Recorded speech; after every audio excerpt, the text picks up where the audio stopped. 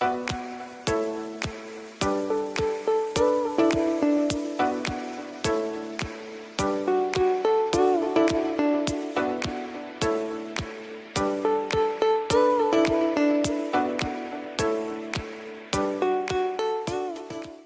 Hello guys and welcome back to my channel.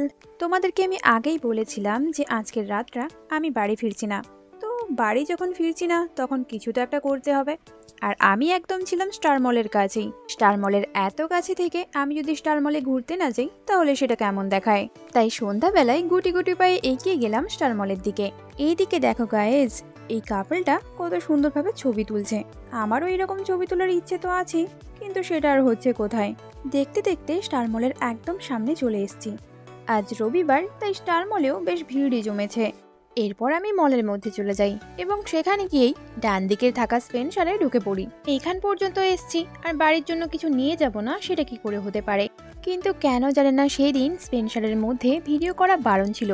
যাই হোক, video করতে দিক বা নাই দিক, কিছু তো কিনতে হবেই। তাই তো স্পেন্সার থেকে উঠিয়ে নিই এক গাদা কোরিয়ান নুডলস, সঙ্গে কিছু বিস্কিট এবং আমার ফেভারিট সোনপাপড়িও। এই যে আমার হাতের ব্যাগটাই সেই স্পেন্সারের শপিং করা ব্যাগ।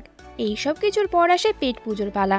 আসলে স্টার মলে কিন্তু আমরা খেতেই এসেছিলাম, কিন্তু খাবারের দোকানগুলো আছে 4th ফ্লোরে।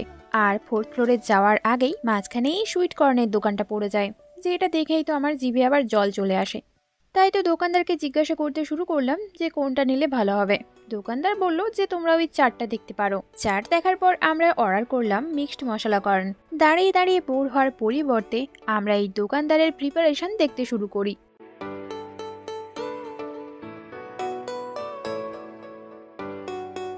এবং অনেকক্ষণ ওয়েট করার পর ফাইনালি আমি এই মিক্সড মশলা কর্নটা হাতে পেয়ে যাই। এটা খেতে কিন্তু অনেকটাই টেস্টি হয়েছিল। তাই তোমরা যদি কোনোদিন স্টার মলে যাও তো অবশ্যই এটা ট্রাই করে দেখো। এখানে অনেকক্ষণ সময় কাটানোর পর ফাইনালি 4th ফ্লোরে পৌঁছেই যাই।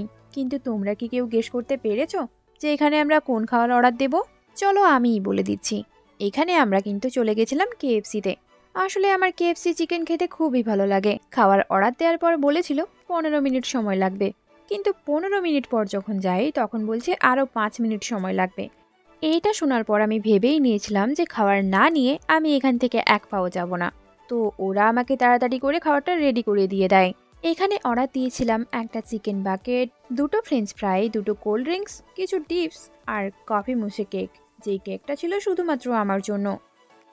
খেতে খেতে কিছুক্ষণ সময়ও কাটাই। তারপর আর কি, তারপর ফিরে যাই রুমে, কারণ রুমে ফিরেই তাড়াতাড়ি করে ঘুমিয়ে পড়তে হবে। পরের দিন সকাল সকালই আবার বাস ধরে বাড়ি যে ফিরতে হবে। সকাল সকাল ঘুম থেকে উঠতে তো ইচ্ছে করে না, কিন্তু কলকাতা আসার জন্য বা কলকাতা থেকে ফেরার জন্য সকাল সকালই বাস ধরতে হয়। কলকাতাতে এই একটা দিন আমি খুব মজা করেই কাটিয়েছি। এইবার আমার কলকাতাকে বিদায় জানানোর সময় চলে এসছে।